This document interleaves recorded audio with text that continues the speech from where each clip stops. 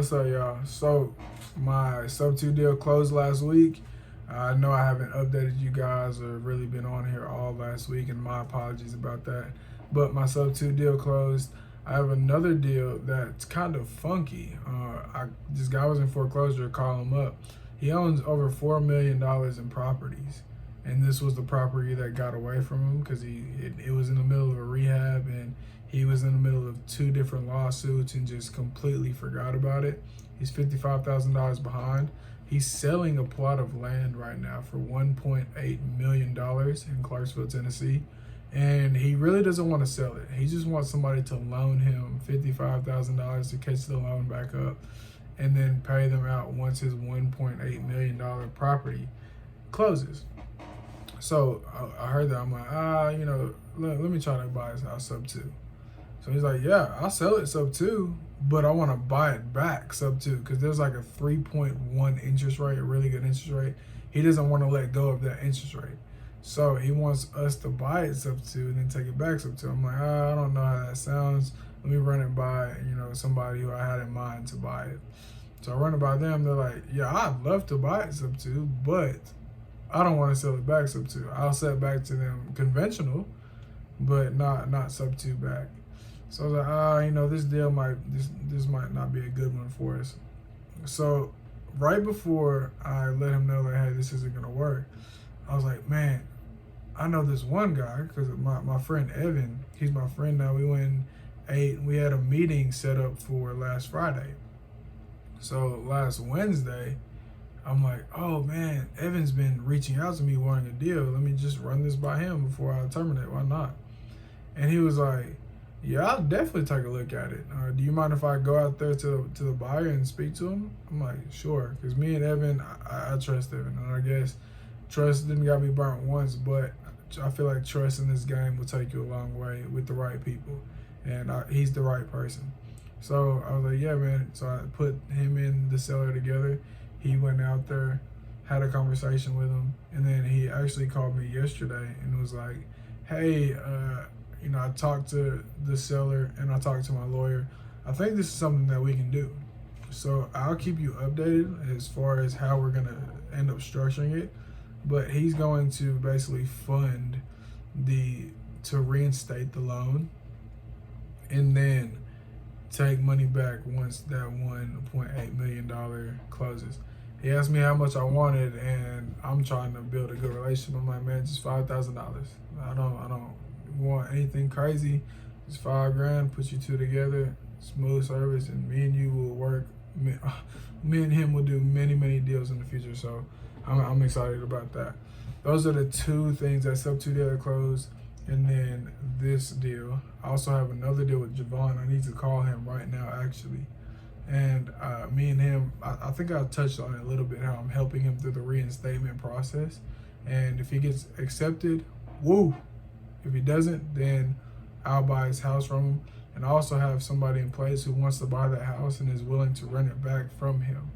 So if we get it sub 2, he's allowed to stay in the property. So that's gonna be a good situation for him. I need to call him right now, actually.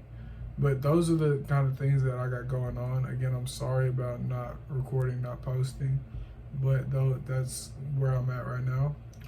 Just a little life thing. I applied for an auto loan because I really want to do an auto loan, establish my auto credit so I can start leasing for the rest of my life. After I pay this car off, I want to lease cars for the rest of my life. I don't want to be a buyer with cars. So I applied for a loan of $25,000. 25 grand, you can pretty much get whatever car you want.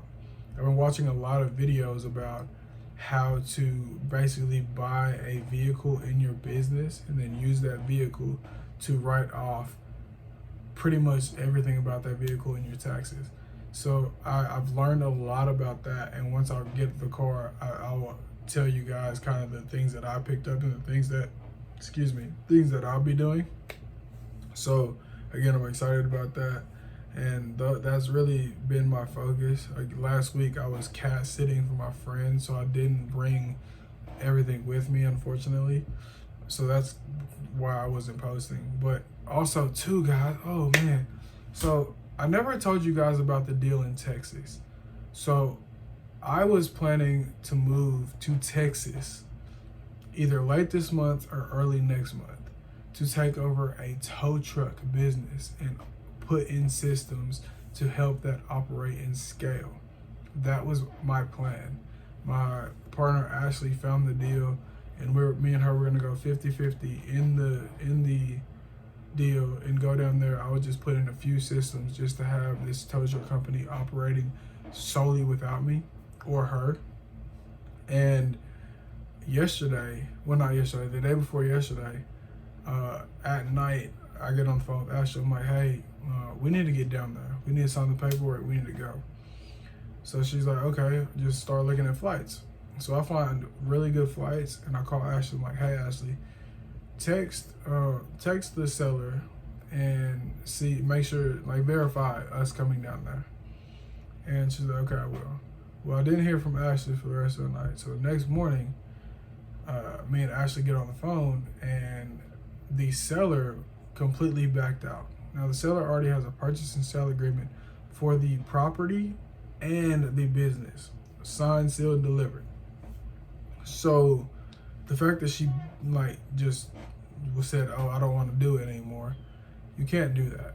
Ashley's invested over $5,000 into getting lawyers to draw up these LLC agreements, into lawyers, because the property also has a solar lien on it. So we had to get a lawyer to get that solar lien off of it, because that solar company's in bankruptcy, and they had shady business with how they got it. So we have a lawyer working on that. Well, the seller just decided, I don't want to do that anymore. You can't do that. So we filed a memorandum against the property, and anytime that property tries to switch hands or somebody tries to buy it, they have to pay me and Ashley. So that is basically, once you have a purchase and sale agreement with somebody, file a memorandum. Even in wholesale, file a memorandum just so that seller can't go behind your back and get somebody else, or just all in all say, I quit. Also, too, I watched a video of Jerry Norton talking about when it's okay to release that memorandum and let the seller remain in the property. If the seller has a really good reason and really wants to stay in the house, don't be that person who's like, yeah, no, you already signed a contract. Don't do that. Don't do that. Because if you allow them to stay in the house and they're ready to sell next time, they're going to go with the person who is good to them, which would be you. So don't be that tough person and be like, nah, you already signed a contract, you're done. They had no reason to pull out. And actually, we kind of know the reason, but it's not a good reason, and it goes against our interests completely. So that is why we filed a memorandum to get this thing stopped. But, and then today I'm going by and seeing my lawyer about that $20K. I said I'm going to sue him. I have a meeting with my lawyer today, so we're going to go over that. And I'll let you guys know how that goes. I'm going to call Javon as soon as I stop recording this video. And we're going to go from there. But, guys, I hope you guys have a wonderful, wonderful, wonderful week. I hope you close every single deal that you want. And turn it up. Turn it up.